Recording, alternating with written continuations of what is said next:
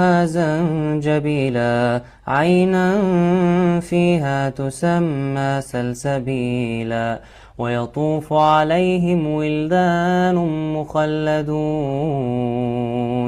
إذا رأيتهم حسبتهم لؤلؤا منثورا وإذا رأيت ثم رأيت نعيما وملكا كبيرا وإذا رأيت ثم رأيت نعيما وملكا كبيرا عاليهم ثياب سندس